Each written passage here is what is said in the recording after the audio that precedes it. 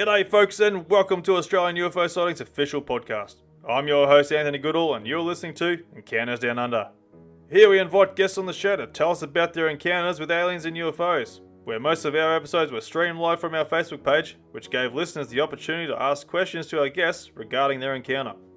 If you have had an encounter and would like to be a guest on the show, please get in touch with us. You can send us a message through our Facebook page, Encounters Down Under, or send us an email at australianUFOsightings@outlook.com.au. Be sure to join us on Facebook and share with your friends and family to help us grow, and hopefully encourage others to come forward with their encounter. If you're an iTunes listener and a fan of the show, why not give us that 5-star rating and review, and you could have your review featured on the podcast. But enough of that, let's get into what you've been waiting for. So kick back, relax with your favourite beverage, and enjoy the show.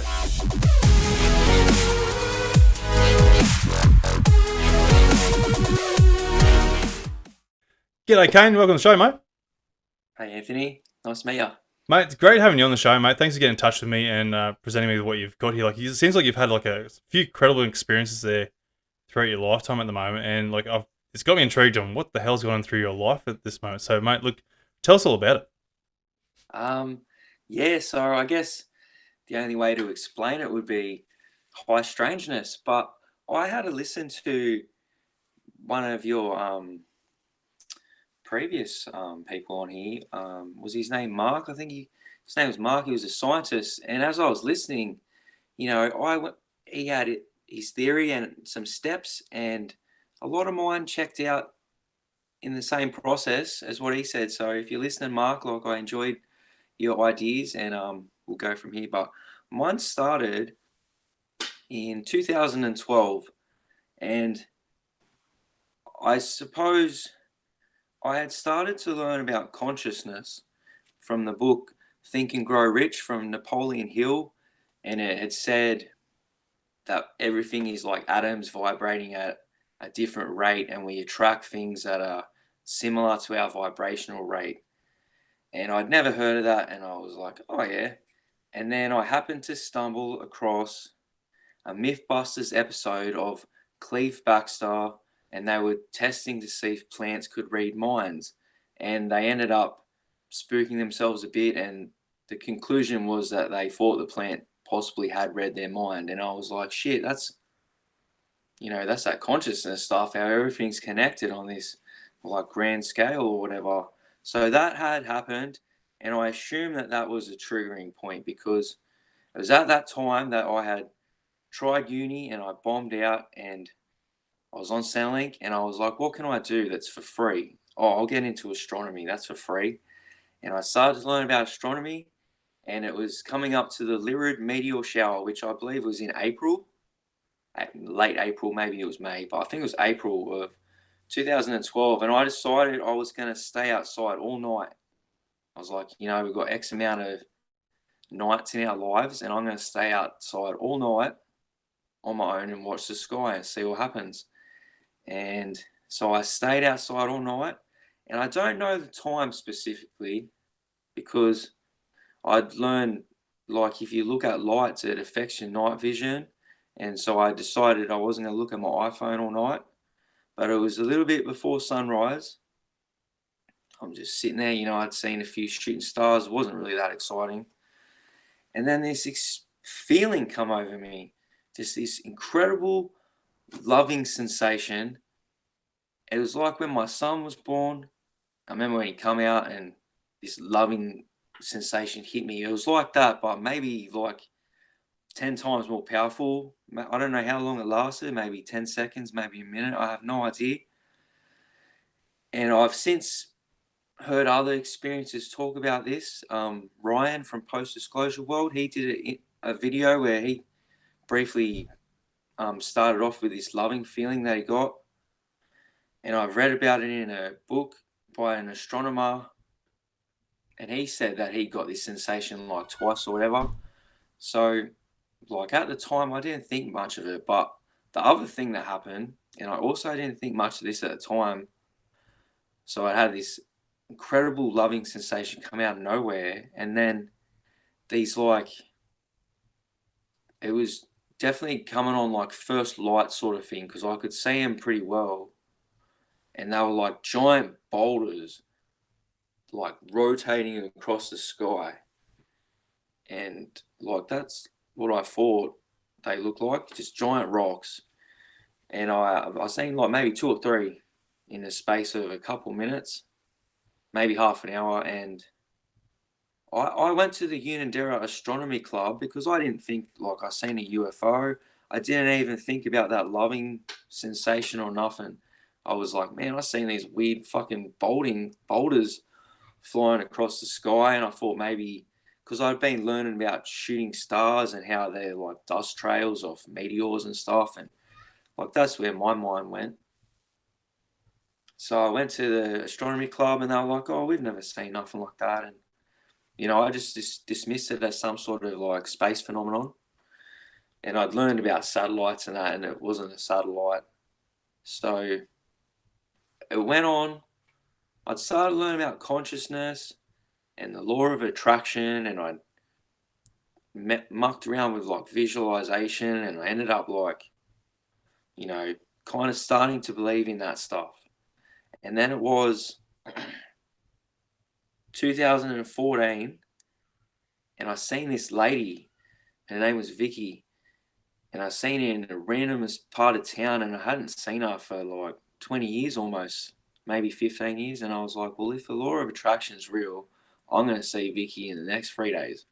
And I was like, if it's real, that's going to happen. And I did see her in another part of the Illawarra where I live. I was like, fuck, man. What's that about? So I got on Google. I'd had that book, Think and Grow Rich, and a couple of other little ones. There was one, Cybernetics from Maxwell Maltz, and Feel the Fear and Do It Anyway. They were 3 little reference books that kind of started me on this journey. And then I Googled, and a few people said you should read Ask and It Is Given from Esther Hicks. So I got this book, and I forgot to put it next to me to read, but it was basically saying, like, our mind, it brings all this stuff to us, and it had different exercises, and it was saying that we're like a cork floating on water, and when we release our thoughts, that we're like the cork floats to the top of the water, and we release all resistance to things that we truly want. So I was like, well, I'll try meditating. And it says you may experience, as you go to higher vibrations, it was saying you may feel like itching on your skin, or maybe your head will wobble or something. So I started meditating, and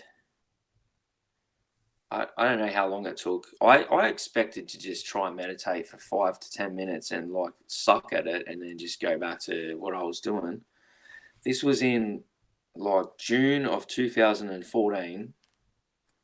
And so I've meditated, and I remember like starting to feel some itches, and my eyes are closed and meditating, and I'm sort of like doing these ones a little bit. And I'm like, oh, it's like the book, try not to think, try not to think. So I'm doing it. And then this like purple wash of color, I'd say compare it to like watercolor. Like it wasn't thick, it was thin, and it went down in my mind's eye, purple. And then an orange color. And I seen myself seeing like translucent in like a cobblestone path garden. And then, like, I'm going to get to this bit, and I haven't gone down this rabbit hole yet. Maybe some listeners might know. But then I seen a green fairy wren, okay? And I have fairy wrens at my house, and my friend Tiffany, who I'd been talking to, her hair was dyed green. So I sort of associated it with that. I seen a green fairy wren. And then it all went white. And my mind, like my consciousness, it like took off in like a forward and left direction. Like that's something specific I remember, is that it went like a rocket ship to that direction. And I don't know how long it happened for. I just remember like a whooshing sort of sensation. But I come out, it was like all purple, like a purple dimension, and then there was like a purple sphere, like a dark thing. And my thoughts was that I've projected my consciousness, because while I was doing it, I had heard of shamanic journeys and stuff. So I sort of, while it was happening, I was like, shit, this is what's happening. And I was like, I've projected my consciousness outside the universe. Like, that's where my mind went. And then no, then it changed and it went all like sand, okay? And then there was a shadow of like this horn thing come up. And I'm thinking, trying not to think at the same time, but I'm thinking, oh, this must be like a subconscious fear, like the shamans deal with. Don't freak out. But I fucking freaked out. I thought it was like, it felt like it was Satan or something. And so I've snapped back to my body and I was breathing like so heavy. And like I hadn't any awareness that I had changed my breathing or nothing. And someone had messaged me because I'd been texting, and they'd messaged me, and it was over an hour and a half um since they'd replied. So I'd been in this state for over an hour and a half, intending just to focus on my breathing for 5 minutes. So that was like I went to the library. I started borrow books on the occult, and I didn't really get into UFOs still. I sort of knew about a few things like the Phoenix Light and the Cash Landrum case where that lady was injured from the UFO and all the helicopters. But so that went on to me starting to learn about the occult just a little bit. And like it affected me that I was like, I need to know everything. I need to know about God. But I read that you should take 3 steps forward in the physical world and 1 step forward in the spiritual world. So I didn't pursue that path for very long. I did go to like a spiritualist church in Wollongong, just to, like, that sort of resonated with me after that experience. But it turns out like this is where I'll stop here for like references. Are you like familiar with the gateway process documents? Not really. Unless you can Okay. sort of jog my memory a little bit. I might have heard it somewhere at some point, but just not I really know think the I terminology think to it. that some listeners will definitely know. It's like the CAA documents on the Monroe Institute about astral projecting and stuff like that. Yeah.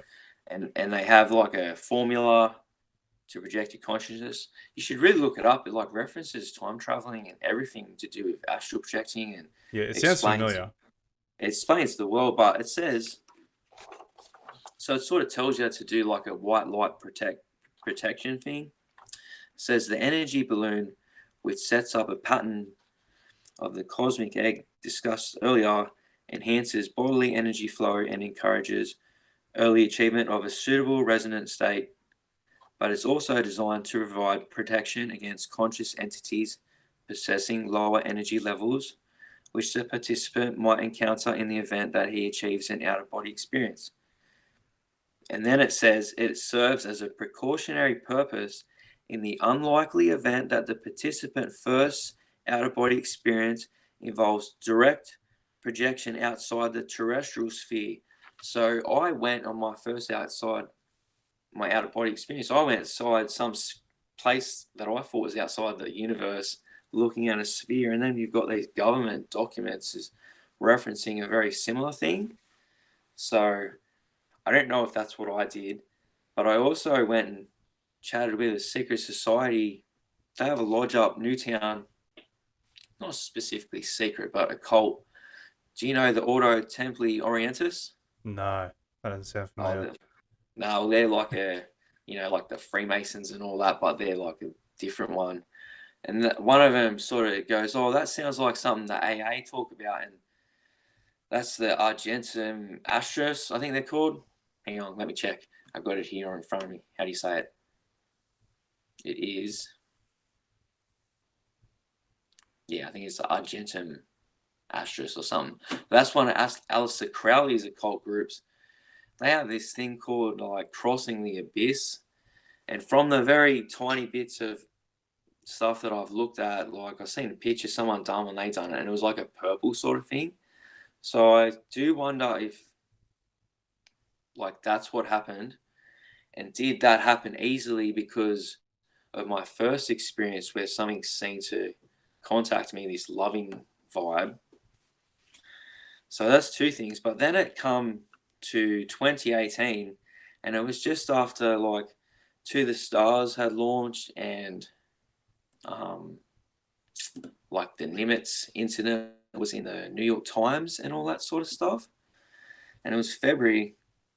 I was walking up my path at night time, and by now I was like well into UFOs. Like from October, I just read every single day. So by then I was like open to a few things. But I was walking up my driveway, and I live outside of town, so like a little country area sort of thing. It's very dark. There's no street lights or nothing like that. And I'm walking up my driveway to my granny flat, which is about 150 meters. And there was this glowing red, like orb light sort of thing in my paddock. And it was probably about the size of like a baseball. And it was like, it was off to this side of me as I was walking up. And it was like, I might have seen it and then went, wait, there's like a thing there. And I've looked at it. But I didn't say that out loud. I've just looked at it. And it was like it knew that it had caught my attention. And as soon as it had properly caught my attention, then it sort of dropped down a bit, and then it took off across my paddock.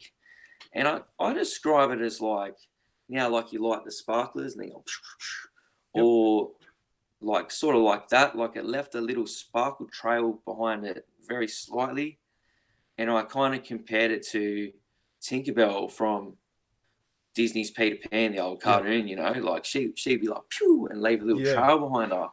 So that was, that was February 2018. And I don't know what come first, but I'd been having like issues. I'd been having issues with my taps in my kitchen, okay? And they were always breaking.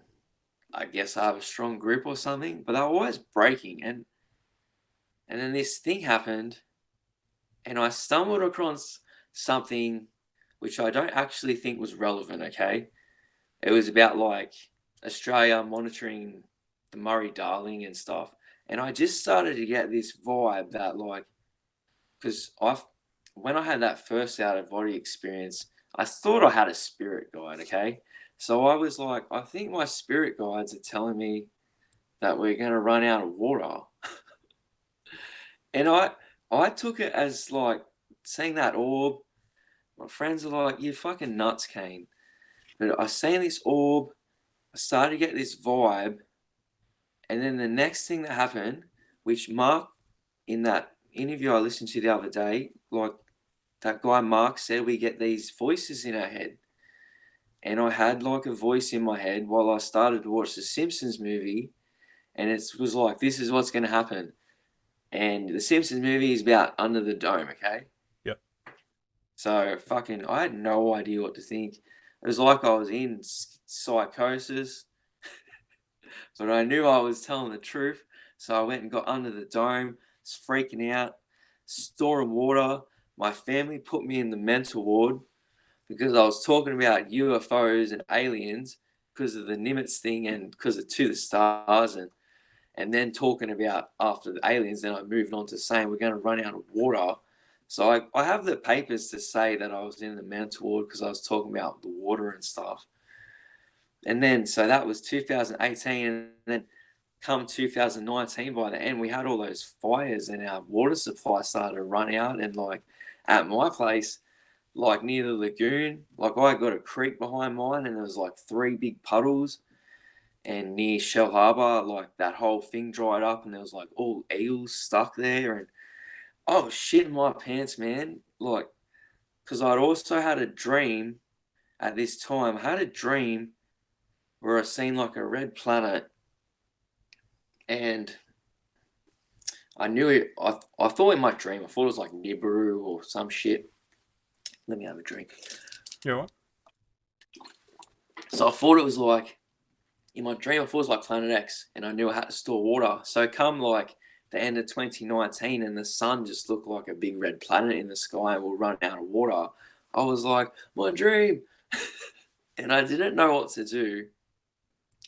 And besides just like sort of storing a bit of water in my shed that I knew would only last 6 months because water goes off, I didn't really know what to do. So I didn't worry after that, and then ended up like being it rained, we had floods, and COVID happened, which was the other thing that I had been worrying about when I had this message about water was the dome, and it seemed to have gone that it went. We ran out of water, and then we all got locked down.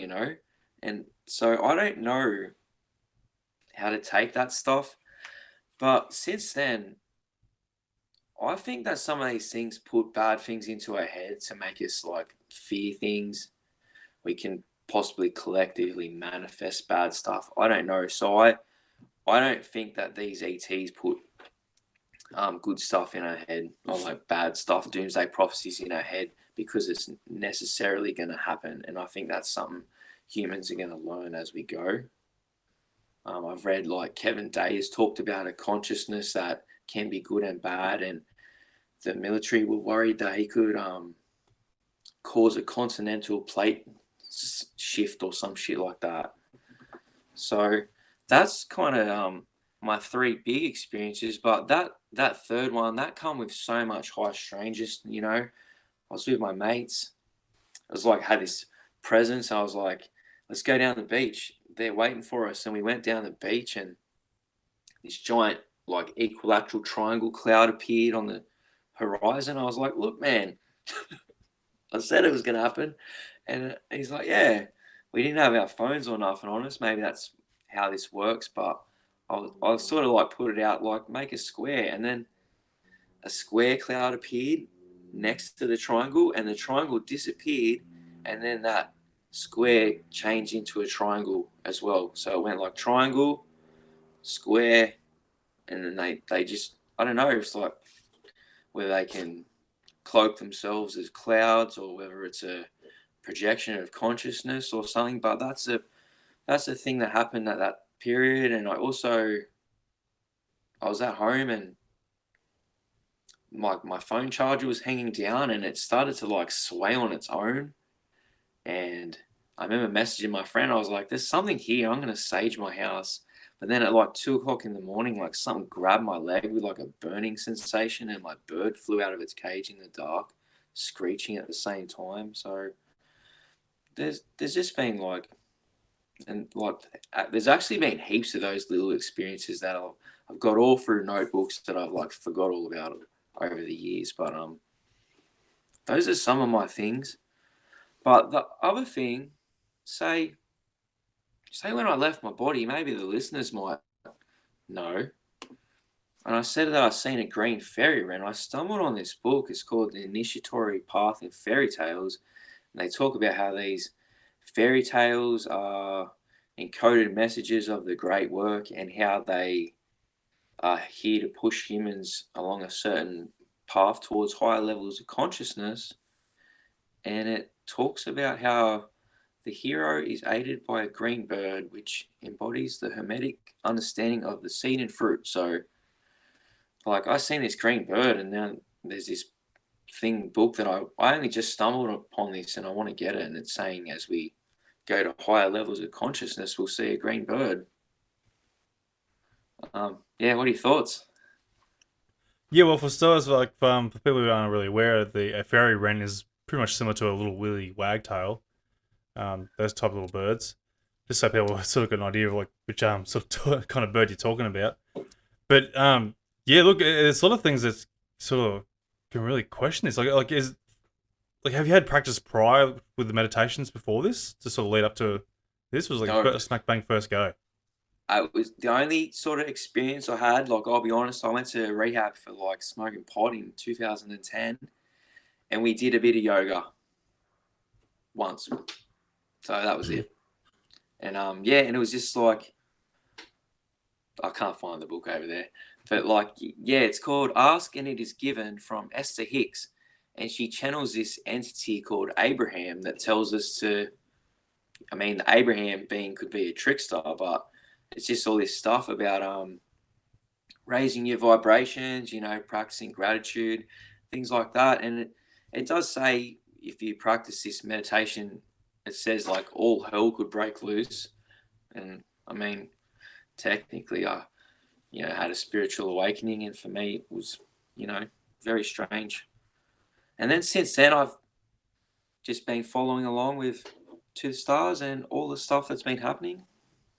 Yeah, because like I was trying to trying to point like the fact that you managed to meditate and get to yourself to a higher sense in that regard, like it takes people a long time to try and achieve that goal. Like it's hard Yeah, enough trying to focus on nothing as it is when you're trying to meditate. Like you'll be there for like maybe 30 seconds there. Next minute your brain just starts wandering off to something else. It's extremely difficult trying to sit down and trying to control your mentality in that regard. And it's like and how you manage to go and nail it within like the first go just about is like that's quite the achievement in itself. It's like I don't think there's many people that can actually do that. And so no, like well, I mean, quite I'd like impressed. to know more about this document, because it says it in the document about an unlikely event that you can go outside the terrestrial sphere. And if any of your listeners have any information on the more on the gateway process and know that it's on page 19, like the bottom paragraph. Yeah, yeah, I'm sure there'll be a lot of people who probably have had a crack at that and then sort of like at least gotten to some point where it might be similar to your experience there. Like, and by sense that you're saying like it could be a similar experience that a lot of people do have too, having this purple on these colourful sort of sections, I suppose, that wash over you at the time.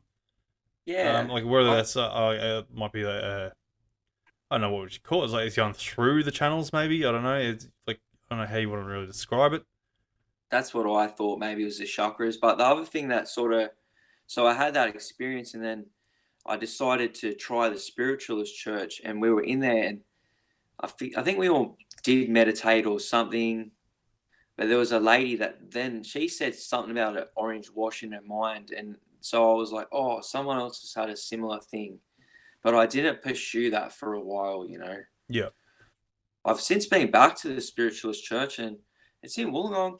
I don't know if they do it anymore, but like it's crazy. There's all these like elderly ladies, and they got me to sit at the front and like projected their thoughts, and I could guess what one of their favorites food was or something. It was like a roast dinner, and Wow. just like practicing telepathy Yeah. with old ladies was so random. Yeah, because Um, it's a strange method, isn't it? Like it's so taboo trying to think that someone can read each other's mind or some sort of connection there. But there is obviously something there where some people have this ability where they can sort of connect with each other's emotions and thoughts and ideas and whatnot. But like I say, it's as far fetched as it sounds. Like, but the abilities are there, and it's the fact that the CIA and all sorts of stuff investigated into this sort of stuff like many years ago, or whatever. Like how many decades ago? I think it was like like around the Cold War there, and 50s and 60s and whatnot. There's obviously got to give precedence that there is some sort of existence to, remote viewing and telepathy of some sort. All that sort of stuff. It like must exist if if they're taking it seriously to go and try and master it on their own for their own reasons. yeah, that's right. Well, I mean, I feel like there's been occult teachings around for ages, and yeah, it gives me a bad vibe thinking about the CIA looking into that sort of stuff and how they started learning about it before we were even born, like, Yeah, and what effects they could have on us. Yeah, but I can say that I've experienced it a little bit, and I didn't go back to the spiritualist church too much because sometimes I find it hard just to like maintain like normal life, let alone that stuff. And when that stuff starts to take over and normal life slips, then I got to stop. yeah, no, that's fair enough. Like it can sort of get overwhelming in a sense too, and it can be very draining as well, trying to chase it down. And sometimes, some people, I'm not saying everyone, but there's some people that sort of do lose themselves too deep into it, and like, yeah, sort of like might become like a bit of an addiction to a sense. Like I'm not trying to say like it's it affects everyone differently, but there are some Yeah. people who just like go really deep down into it and like sort of like lose their grounding a little bit, if that makes sense. Oh, 100%. I've been there like many times. That's why lately, because I have a small YouTube channel and I was just making compilations of like making a compilation of Dr. Gary Nolan. And I'm at home on my own with a broken hand, just constantly listening to stuff about UFOs. And I was like, far out, I've got to stop. Or, like, it's not healthy. But then again, like it could be like opening yourself up into something more Well, than that what the too. reality is, and Well, that's a scary part. Like then everyone sees you as the scary, crazy person, because you're so deep into it and like you're saying something that's well and truly bound our reality. So of course, yeah, people just see you as the crazy person. Like how did you sort of like defeat your family there with them oh, sending you you to know the what I bloody did? mental ward and that? So I got sectioned and I was there and the doctors were like, no, he seems pretty normal. And my family, like, they wouldn't let me out. I don't blame them more. Like, I wouldn't know what to think. But so when I started to get like they gave me like a day release and then a night release. But when they gave me day release, I went out and like enrolled in like a TAFE course and I'd done all this stuff to make it look like I was like doing better. Like just what I'm saying. Because like the doctors were like, no, he seems like relatively normal. But it was my family were like, no, he's saying all this weird stuff. He's scaring us. Oh shit, that's So quite funny. It's amusing. yeah, but then I mean, but they had to sit back and I don't really bring up the UFO stuff, and I suppose every now and then they probably see it on like Seven or whatever. But they definitely had to witness the water running out after me saying it would happen, and Yeah, so and that's all. the question I was going to bring up. Like, what do they say after that? Like after you made that sort of prediction? Well, my uncle's because I live next door to my uncle and his partner, like on this like property we live on outside of town. She was like she used to be in the Order of the Eastern Star, which is like the female Freemason lodge, and she was sort of like on my side, and my uncle gets upset about the UFO subject, so I don't really talk about it. My uncle's missus was like, "Yeah, you were right," and then we don't talk about it past that. Yeah. And that's it. And I don't really talk about the UFO subject much anymore. My uncle's brought up the TR3B, which I was like, oh, at least he's open to new ideas now and that. But yeah, I mean, I feel for him. Like, Hmm. seeing me change over the years, I wasn't like this before. Well, You that's the know? thing too. Like once you start experiencing something that's beyond reality, it sort of does change your perspective on the world, and that's a big thing for people to sort of understand and realize what the hell's going on. Because people are so narrow-minded to think that this is like this is life. There's nothing more to it. Go to work, pay taxes, die, all that sort of stuff. The Yeah. general, the just reality of what life is. But yet, when these people like the people who aren't open minded to this sort of stuff, once they actually see something of this nature or experience something, it just blows their mind completely, and they go, "Shit, there is more to this world than we really let on, or that I thought at least." And start diving a bit deeper into it, and they start getting interested, and then they start coming across as crazy person, like, "No, I used to be like you, like I used to be one of these people who like was so skeptical and everything, no aliens existed, there was no such thing as ghosts and blah blah blah," and it's like, but then I had this happen. It's amazing concept, and it's a frustrating one to say the least. Yeah. But it's sometimes that's how it has to be. It's, I, I mean, I have a million thoughts about it. I would talk about it a little bit to people. I remember, like, before my out of body experience, but so I had this weird loving sensation and like these rocks. And then there was like two other things where like I had this thought and then these three shooting stars went across the sky in like a row where I'd never seen that happen before. And it was like specifically after I'd been thinking stuff that it seemed relevant to. And then I forget what it was, but I talked to my mate and I was like, bro, you go to church. I was like, I think God talked to me, man. I don't know what to think of it. And he was like, oh, well, God works in mysterious ways. Now I don't think it's God. I think anything we can understand must be a level down from God. But and now I look at that more as like an alien intelligence. But my first thought was like, fuck, I'm a little bit embarrassed to talk about it, but I think it was God, man, you know?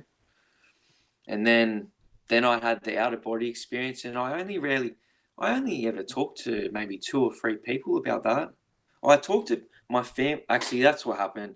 I had that. I was upstairs in the main house living with my uncle when that happened.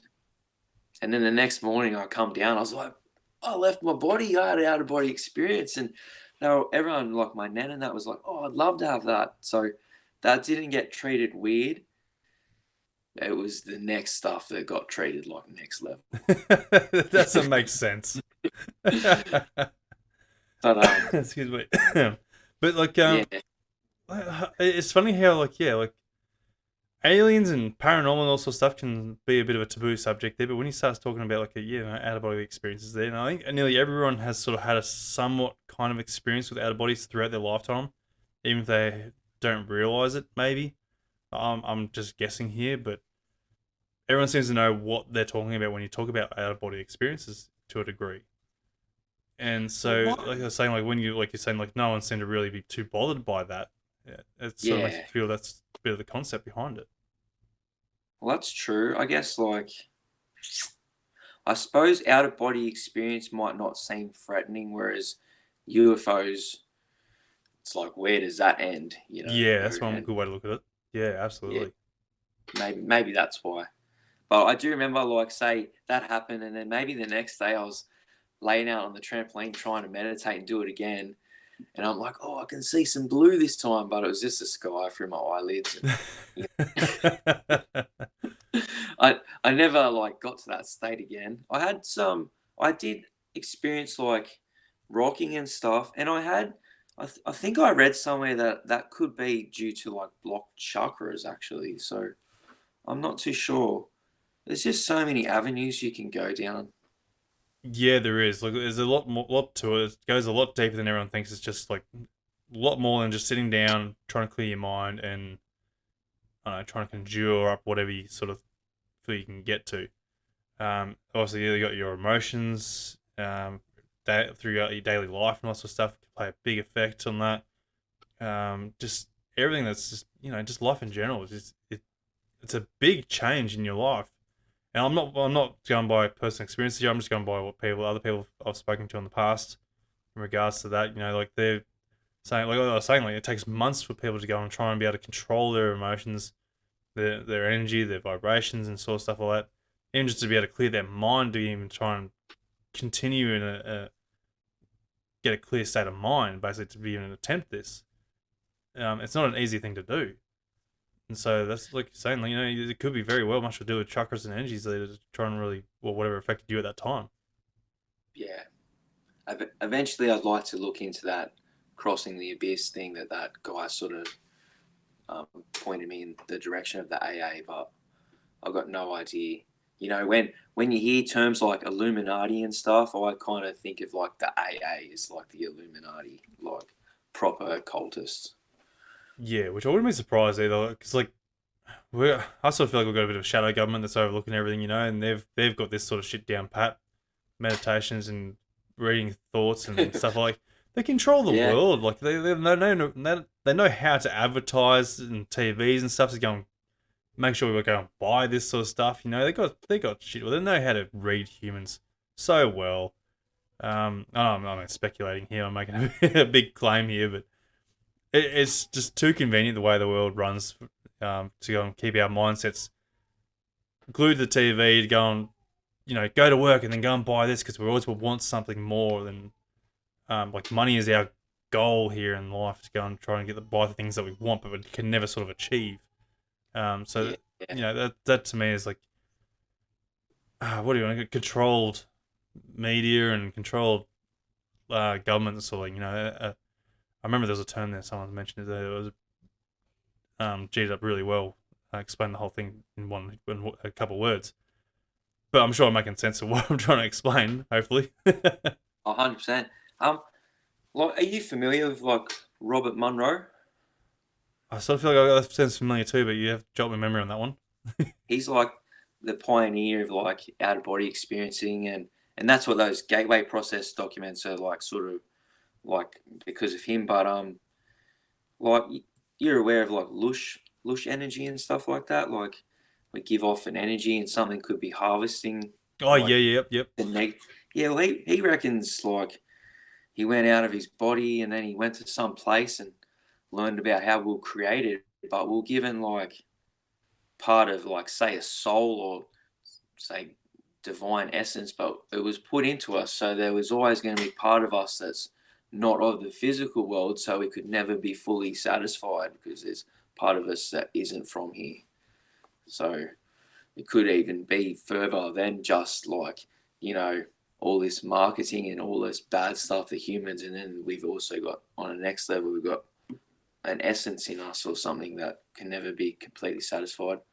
Yeah, well, that's pretty much human nature, really. Like we're never really satisfied, regardless. Um, like, especially like in the Western society, really. You know, like I was Yeah. saying, we go to work, try and make money, trying to get something better, and try and gain our careers to go and earn more money so we can buy better stuff, and that's pretty much our life. But when you look at the the poorer countries, like we'll consider them like third world countries or whatever, they don't have all this technology and all this sort of stuff that they desire, and they have a simple life. It's very neat. All they do is like they provide for their families and enjoy life. It's very simple. None of this greed or desires to go and want more. It just seems like a very Western sort of thing to really want to continue to gain more. Yeah, maybe. Um, I don't know. Being human is hard. I don't even It know. I mean, is. I have moments where I'm satisfied, but yeah, it doesn't even last long. Even though I'm aware of this stuff going on, Yeah. I'm sure you feel the same. Like you're like, yeah, Yeah, look, but I've got yeah, goals in my life that I want to try and achieve because I want more and like stuff like. But then like you look at the smaller picture, or if the bigger picture, if you want to consider it that way. Like I've got my family, I've got we're all living happily, we're healthy. Like in all honesty, like what more should you want? yeah, But yet you still have that bit of human greed in you that you still desire, want more, something that you can't obtain. You want that. yeah, Um, and like I said, like, I'm not sure, like, I'm not trying to quote here for uh, small villages and the third world countries or whatever you want to call them, the ones that aren't of Western regard of us, basically.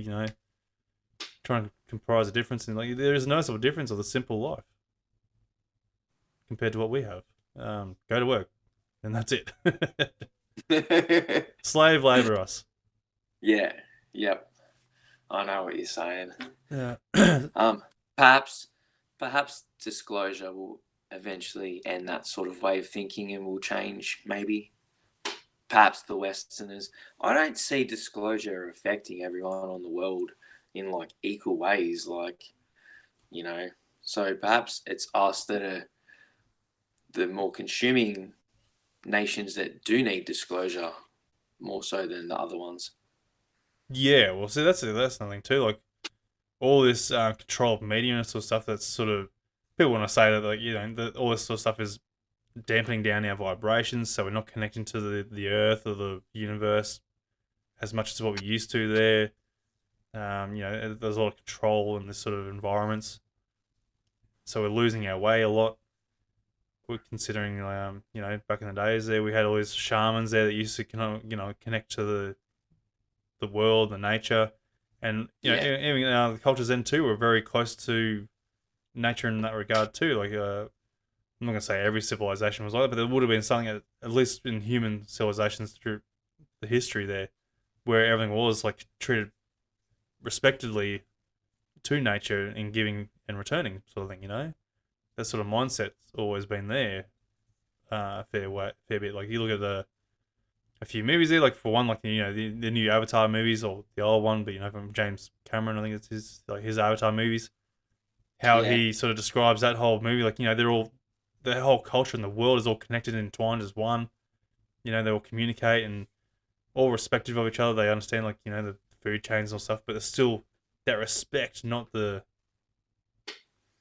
greed and corporate gains of trying to like slaughter every animal that you see there, just try and go and sell the pelts and meat and whatever, like for financial gain. It's more of like just to take what you need and try and give back in that sort of sense. Don't um, over harvest or something. Pretty much what I'm trying to explain. Yeah, I'm just I know, explaining it say weird, but yeah. something that I've picked up on, and I haven't noticed many people talk about it. Like, say, I said when I started getting into consciousness in 2012, and there's a MythBusters episode on Cleve Baxter's theory of, I don't know what it's called, theory of relativity or something. And they put the lie detector test on the plant, and then when they go to burn the plant, the lie detector test knows. But like, you're familiar with To the Stars, yeah, and Yeah, Tom yeah. DeLonge? Like in their first non-fiction book, Gods, Secret Machines, Gods, like they reference um, the book The Secret Life of Plants, which is about Cleve Baxter's experiments, and it goes like crazy deep into all this stuff about researching that we're connected. And I do wonder, like, are we going to learn about this more? Um, why is it in Gods for the first place? People that want disclosure, should we be listening more to Tom DeLonge and checking out his book? And then as a collective of ufologists, then like being advocates for this plants being able to read our minds, because they do all sorts of stuff. They put like brine shrimp in a thing in a timer in a house where no one can affect it, and the plants hooked up to a lie detector test, and the timer goes off, and the brine shrimp gets dropped in boiling water, and it dies immediately. And the plant, which is down the other end of the house, like knows, like the spikes on the lie detector test. Yeah.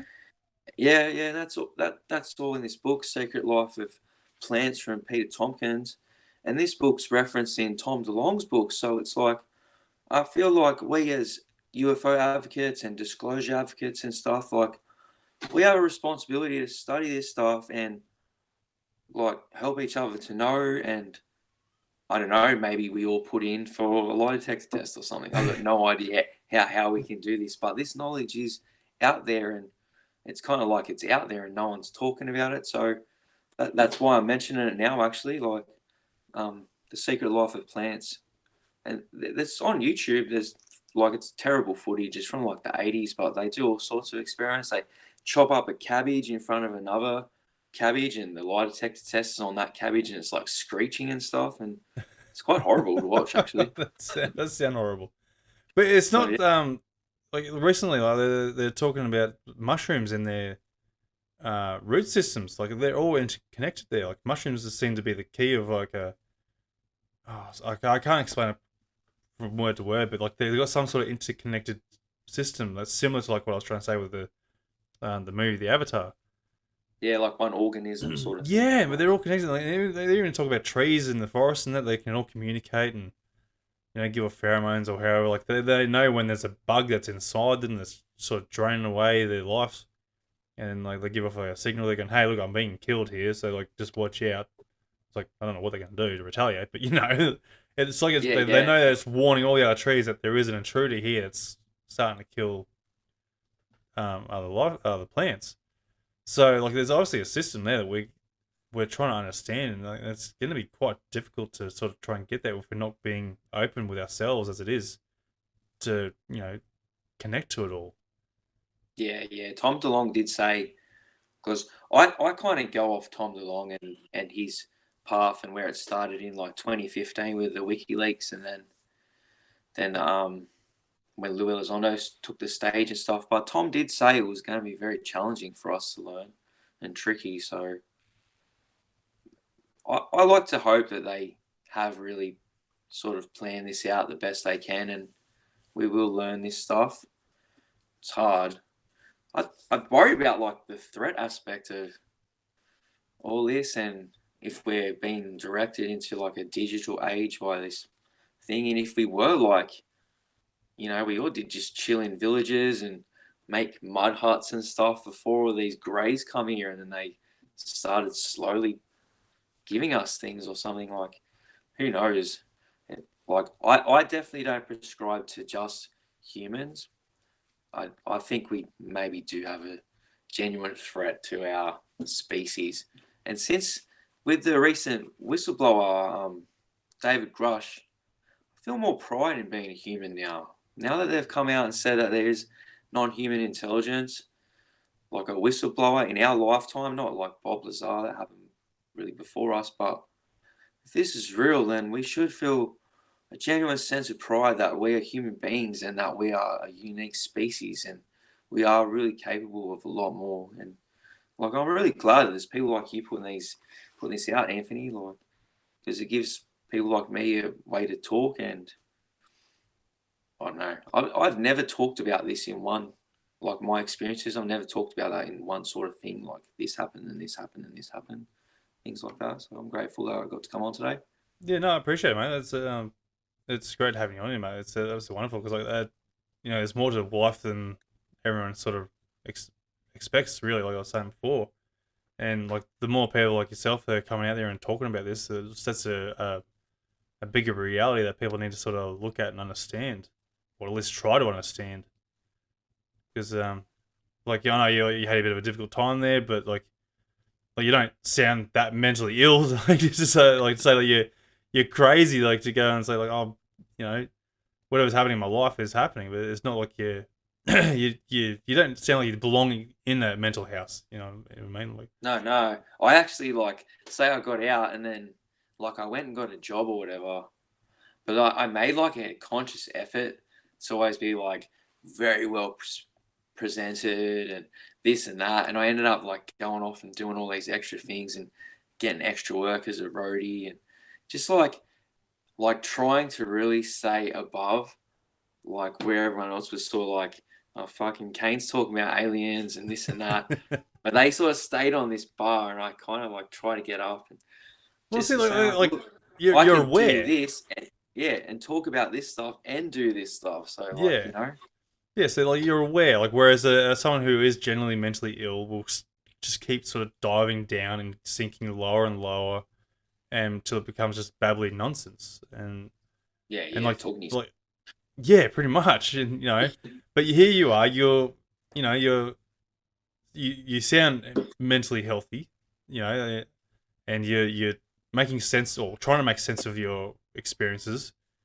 I've spoken to a lot of people, like not through the podcast, but others in the past. There, like, they get to that point there where they're sort of believing everything that they're seeing in the sky is of a UFO nature, and like a lot of the stuff there has a logical explanation, which like a lot I can explain. I try to help in the past, and try and help them. Like, no, there's like these are genuine UFOs, and said, no, like look at something over here and do the same thing with your camera. You can have the same effects or something. Like, I'm giving them a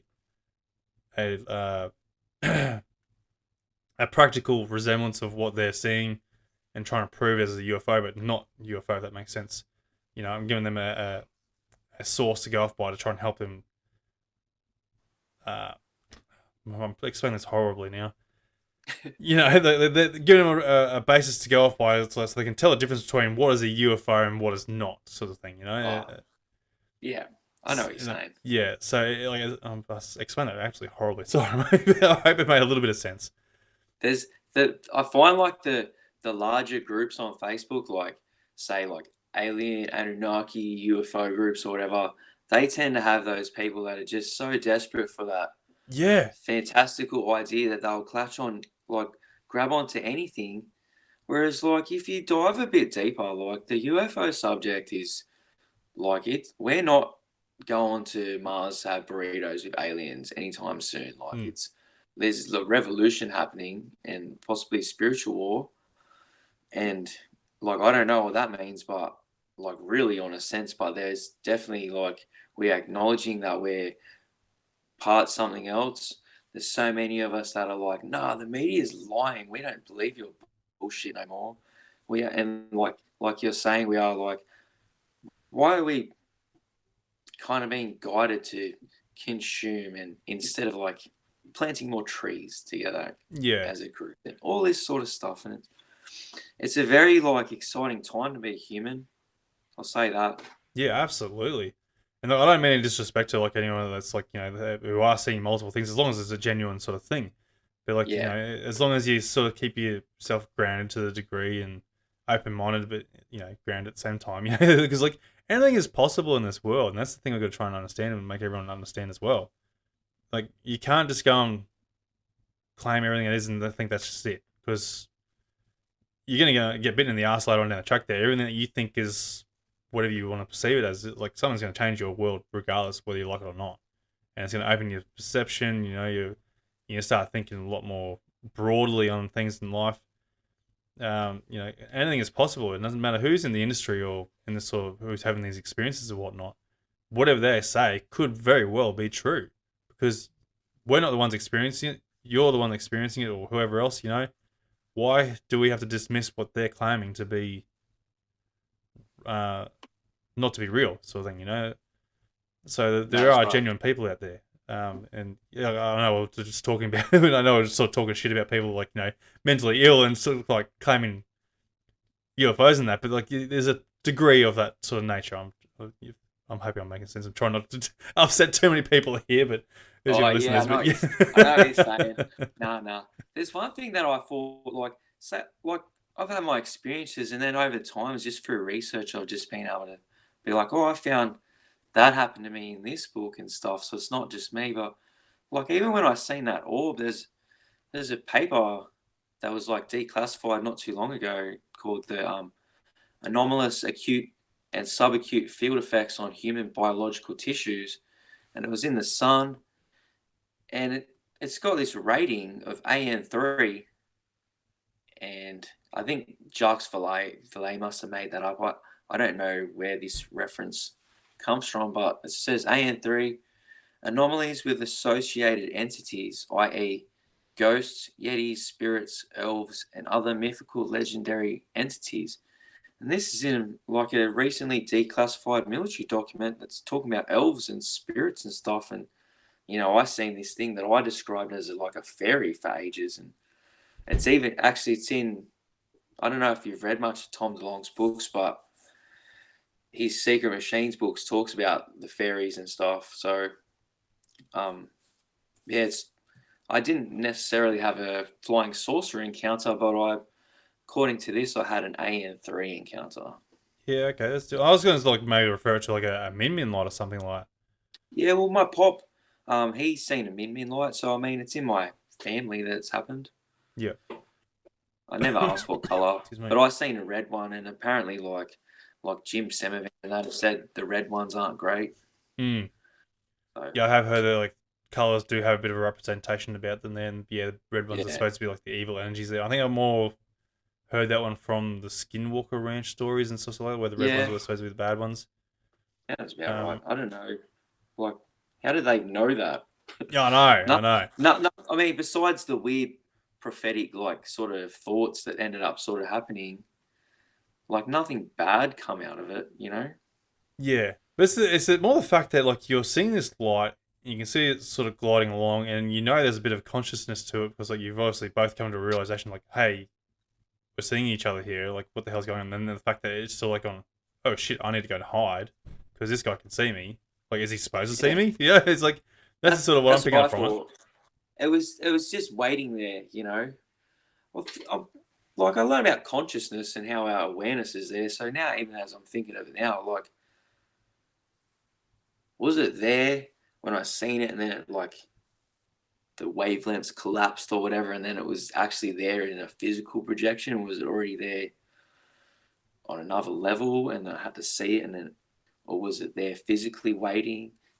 And like, yeah, I've never really thought about it like accidentally being there busted. I've always thought it was there waiting for me.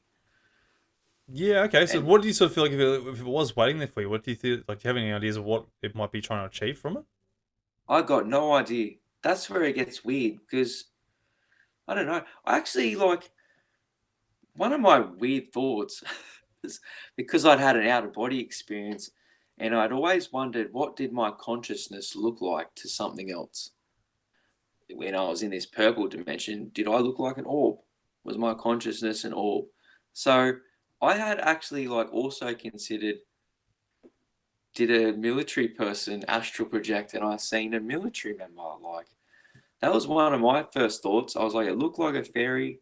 I never went straight to like alien or nothing.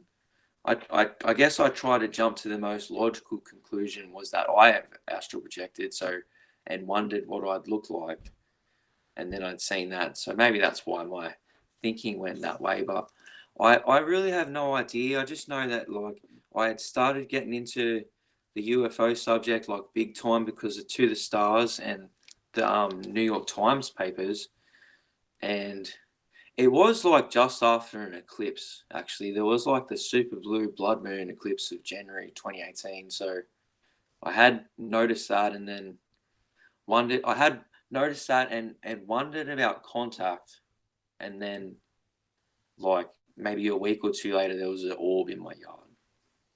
So maybe an awareness or something. Yeah, possibly. Yeah, because people who mention Mimin loss, they've always sort of said there's a consciousness about them. They know what they're doing. They're wherever they come from, we don't know. Still trying to work that out.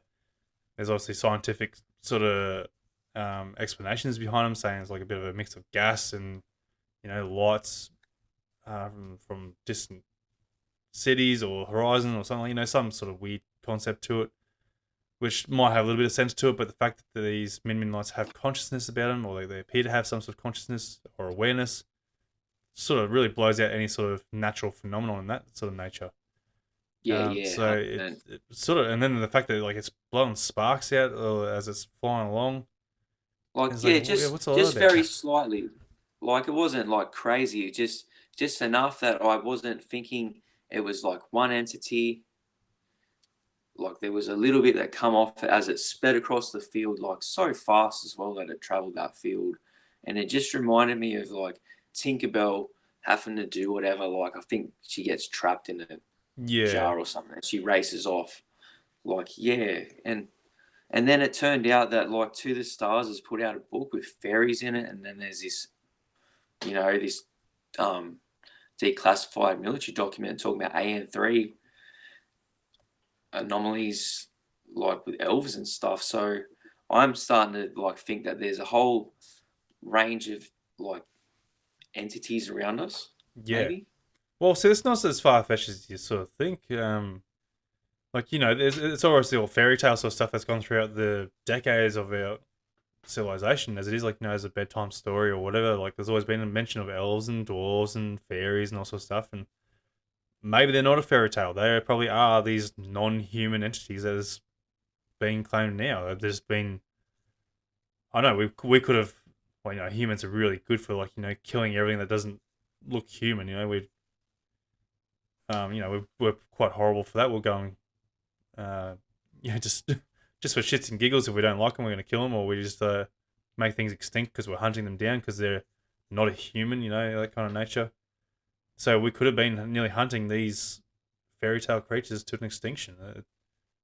Like just to sort of make that a bit of a speculation, but Yeah, yet there's yeah.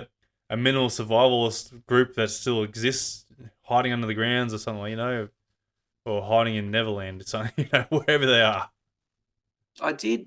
I tried to It was about that time after I'd seen it, and I had crazy, crazy anxiety, like about the water, and just so confused that like I seen an orb, and like by by rights I shouldn't be able to see an orb because orbs don't exist, and Luis Elizondo had just come out, so I was actually having like a lot of anxiety, and I tried a little shamanic journey thing that was on YouTube, and in my mind, I see myself in a field, like I was projected outside myself, and I see myself, and then this big brown salamander come up and gave me a hug, and then it turns out that these salamanders are one of these four main elemental creatures. There's like sylphs and gnomes and salamanders and stuff. So that was also something that got me wondering about these different life forms, and like if we can contact them with our mind by going inwards instead of like looking outwards.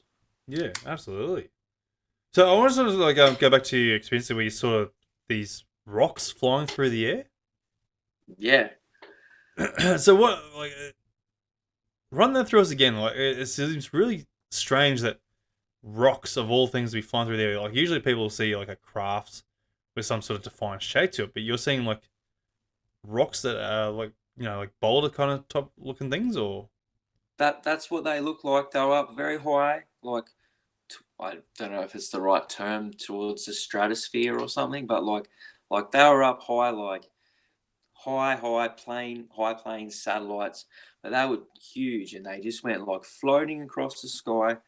I think there was three, maybe four, and I it was like just after this crazy loving feeling. But some of my thoughts towards that is that some people think that these things are projections of our subconscious, some of these experiences that people have. And I've talked to some people in the Ordo Templi Orientis and Freemasons and talked to them about the Goetia and the Lesser Key of Solomon, which is like a sort of occult magic. And like what they do is it's written as you contact demons, but you're actually contacting the different sections of your subconscious mind. And Gary Nolan talked about that on Kurt Jamungel's interview as well, because Kurt was saying how his hands took over, and Gary was saying maybe part of your subconscious did that. But so I've wondered if it was like a projection. Maybe it was like they say, everything we see is really like a hologram inside of our head made up of our senses. So like it probably has a lot to do with that, I think. The whole like experience, like UFO phenomenon, I think has to do with that. The fact that actually what we see is a thingy, a hologram inside of our head, which we're getting deep. But yeah, so then like if what I'm seeing is a hologram inside my head, how do I know that that's really there? Is something yeah, out there projecting inside my head? So like I think it was yeah, Mark, I'm sure he would have touched on it, that you have like a feeling. That was the first thing he said, was that you have a feeling, and then some sort of like projection, I think it was. And like mine was in order to his, and I also like that also caused a bit of a spiritual transformation in me. I did start to like think I don't need a grocery bag if I can carry my groceries to the checkout. Why do I need a grocery bag to carry it to my car? And I started, mm. that did cause like an environmental change in me, things like that. So, but yeah, I don't know. I remember this quote. I thought of it while I was watching the movie Captain Marvel, and at the start, and she says like she's talking to some guy and the character, and he says like each experience we have is unique to us, and our subconscious projects in unique ways, or something like that. I'm paraphrasing. So like I instantly related that to the weird flying boulders, like in the cinema watching that, and I hadn't heard about projections and stuff at that time either. Yeah, look, So absolutely. It sort of does make a sort of a broader perspective on things on that sort of aspect. Like, are we is reality reality? And yeah, that's right. then you Like question when it comes reality. down to it. But yeah, a lot of this stuff, like the stuff about seeing like how we're really seeing a hologram inside our head, that's all in Tom DeLonge's non-fiction books, and they're so deep compared to like versus Tom in Blink-182 saying aliens exist or whatever.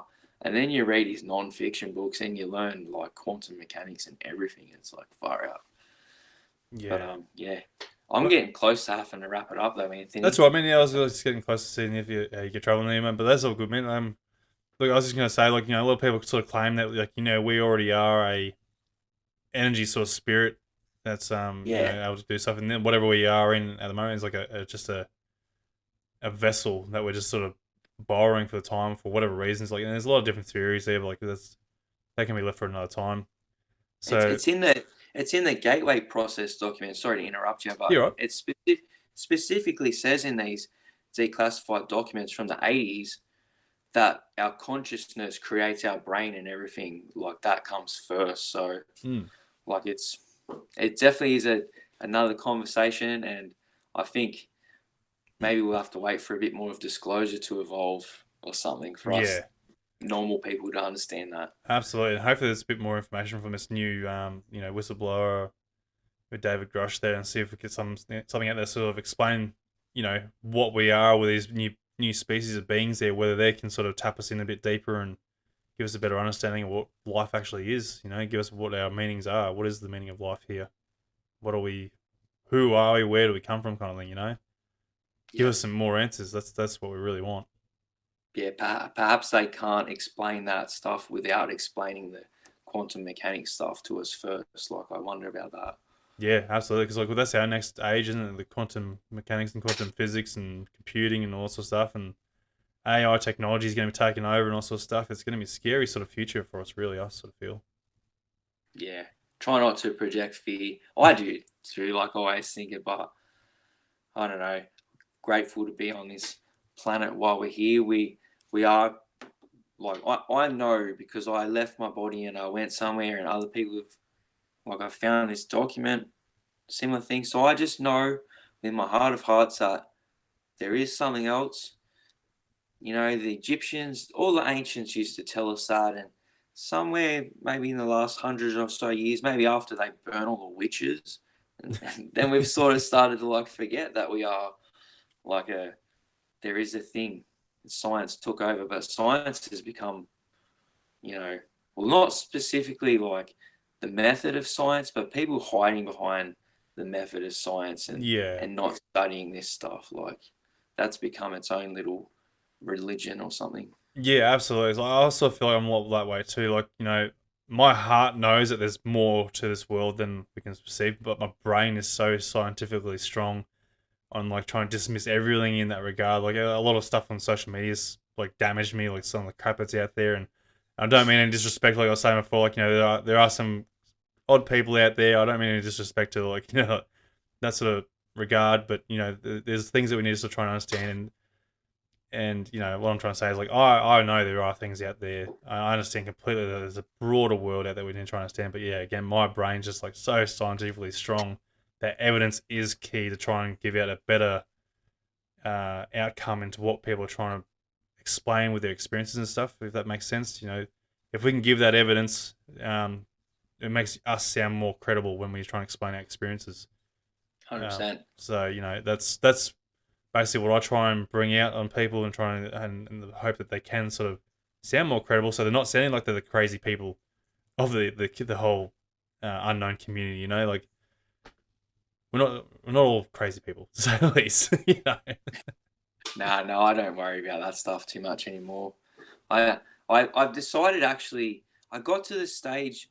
I posted about disclosure for so long on Facebook, and maybe like 3 or 4 people would regularly interact, but most people, they didn't care. And now that we've stepped up to, like, non-human intelligence and bodies, I'm thinking I'm not going to post much on Facebook anymore and just sort of let it be. And then when they start to catch up to this news, then it'll be like, well, I did say this to you. Yeah, there's going to be a lot of people that are going to be, like, probably doing the same thing, sitting back, watching and see where it's going to go with mainstream media, and then go, see, look, I bloody told you I'm not crazy. Yeah, that's right. So, yeah. All right, Anthony, I'll have to wrap it up, man. That's all right, mate. Look, mate, it's been wonderful having you on there, mate. It's absolutely fantastic, mate. I enjoyed it every minute with you. It's look, you had some wonderful experiences there by the sounds of it, and hopefully you can sort of work on it a bit more, then try and get a bit of a better understanding, especially with this meditation and this perception that new adventure you're perceiving through your own inner soul, basically, mate. Yeah, that's what it is. Thank you. So yeah, mate, wonderful, mate. Thanks very much, mate. All the best. All right, cheers, mate. Bye-bye. See ya. And that will do it, folks, for this episode of Encounters Down Under. I hope you enjoyed the show, and remember, you can also get involved in the show by joining the Facebook page and getting in on the live streams. Also, please be sure to share with your friends and family to help us grow and potentially find our next guest on the show. If you or you know someone who has had an encounter, please get in touch with me through our Facebook page via Messenger or email at australianufosighting@outlook.com.au. I look forward to seeing you on the next Encounter Down Under. Hooroo!